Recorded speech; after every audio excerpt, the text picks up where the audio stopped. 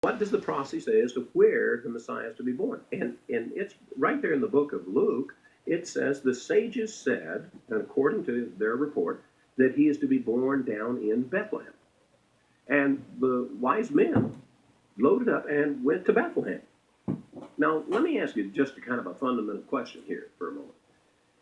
I'm a Jewish sage. Okay, I'm living back 2,000 years ago. I'm looking for the Messiah to come. Okay, and we get a bunch of these guys that come from the east. They showed up with a king, and they've said that they've seen some prophecies about signs in the heavens, about a Messiah to be born, a king to be born in Israel. And I'm being asked by the king, where does the prophecy say that the Messiah is supposed to be born? And so I answered him, and it's on the basis of some people think that they think he's here, and we're supposed to go look for him. Why wouldn't I, as a Jewish sage and scholar, why wouldn't I be leading the entourage to go find my Messiah down in Bethlehem? Why would I just supply the information and then they'd go off looking for him? Why wouldn't our whole crew of people, lead the wise men to go look for him? If there's some evidence, there's a possibility he's in the land. Why wouldn't we do that? Why didn't they do it? That's an interesting question. Because not one of them loaded up wooden down there. And in fact, they weren't all that concerned about if, Herod said, well, if you find him, come back and let me know. And the religious men, they weren't even that interested. And they didn't even say to him, well, yeah, come back and tell us if you find him. They weren't even that interested. Why? Why weren't the religious men in Jerusalem interested in the birth of the Messiah in Bethlehem? Well, I can tell you why. Because everybody knows that prophecy about the Messiah being born in Bethlehem is symbolic. You see, he's the son of David. Well, of course he has to come from that's the reference to Bethlehem. It's the city of David. But everybody knows that the Messiah is going to be born here in Jerusalem. This is the city of the King. He will be checking in here in Jerusalem, not in Bethlehem. That's just a reference to the fact that he's the son of David. That's just giving a little honor to the birthplace of David, being the son of David. It's not a literal prophecy. He's not going to be born in Bethlehem. I mean, that little dinky place. He's going to be born here in Jerusalem, the city of the King. And what you and I perceive to be a simple prophecy that literally happened, they perceived as a prophecy that was only symbolic. And so there was no reason to go down there. There's no reason to take a quick, little trip down there to check that out, because it's symbolic. And basically, when it comes to the other prophecies of the Messiah and what they were expecting, you can start from that point and you can go through the rest of the prophecies, and what you will find that the Jewish sages were expecting was that everything that Yeshua did literally, according to the prophecies, they thought that was symbolic. They thought that would be symbolic. And everything that they thought was going to be literal, he did symbolically. It was a simple little flip-flop that transpired and took place. What looked to be symbolic to the religious men turned out to be literal.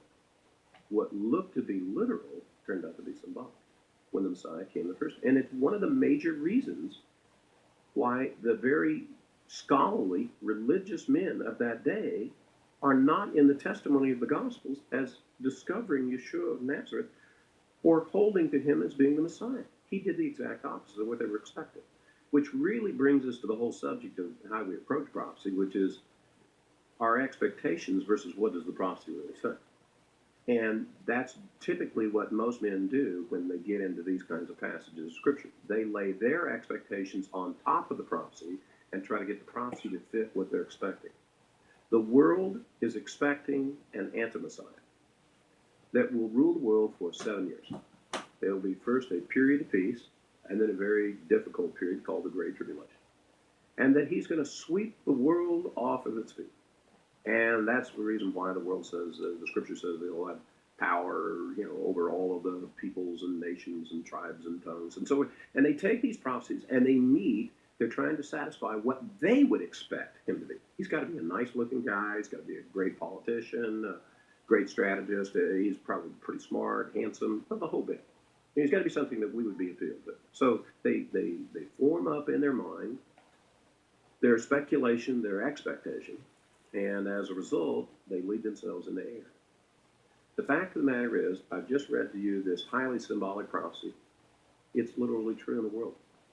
It's literally true in the world. In fact, there is a symbol in the world, has existed for over 500 years, that matches precisely this prophecy. And it's just amazing that not one Christian scholar, of all the scholars we've had in the last 500 years, has ever stepped back and said, gee, isn't that amazing? We have a symbol in the world that matches precisely the description that John was shown in this prophecy. And what I'm referring to is a symbol is called the heraldic beast. Now, we're into a subject called heraldry.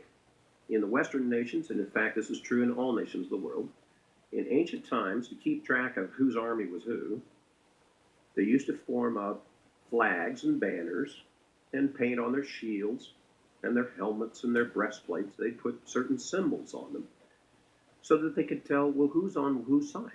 You know, whose unit, which soldier is with which unit.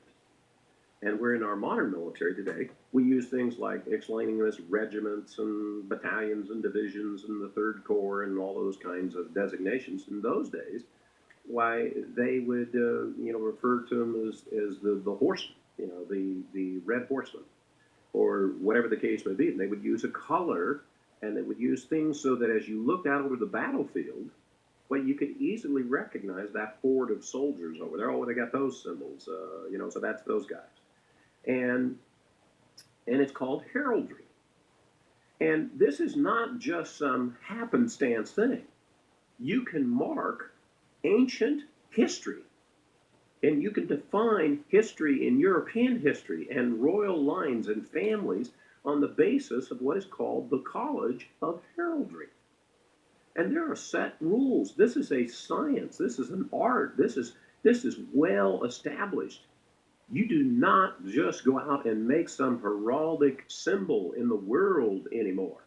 In fact, in the Pentagon, in the military, U.S. military, they use all manner of symbols, in the Department of Defense to designate certain units and squadrons and so forth. When I was in the military, I was with the VF-111 and F-4 outfit with the Sundowners. And we got to paint on our F-4s, we got to paint the shark's teeth on the front and the rays of the sun on our tail. And it was a squadron that shot down a lot of Japanese airplanes. And so we were called the Sundowners, because of World War II. And because we knew that the Japanese were afraid of sharks, well, we painted our airplanes to look like there were sharks flying around. And so we used those kinds of symbols, military. But that squadron had to receive permission from the unit that's in charge of heraldry in the Department of Defense for them to be able to use that symbol, because once they use it, nobody else gets to use it. And the same thing is true of what we call in the world called the College of Heraldry. The College of Heraldry has rules and regulations with regard to the use of all symbols. This is the world we live in. If you take the College of Heraldry, these rules that exist in the world, and I take the description that we have been given here of this beast, this is a well-known, well-established, one of the first ever authenticated, known symbols in the world that only one group is permitted to use. And in fact, in the day that you and I live in, only one man is permitted to use this symbol. Now, it's a fascinating world that we live in, and I'm not trying to make everybody an expert in the College of Heraldry, but going back again to the prophecies that John was shown. Who was it that showed it to him? An angel. Where did this angel messenger come from? From the future. A future world he would live in. And he gave him a clue that could be told to us so there would be no mistaking in our day as to who in the world are we talking about. But instead of it being symbolic, it would be literally true. It would be a literal prophecy. Just like the kind of prophecies that came with the Messiah the first time. And so I find it fascinating that the College of Heraldry for 500 years has authenticated what we call the heraldic beast. It's called the beast, just like the book of Revelation called it. Here was a beast, and there's a man associated with the beast. And that symbol that I've indicated to you there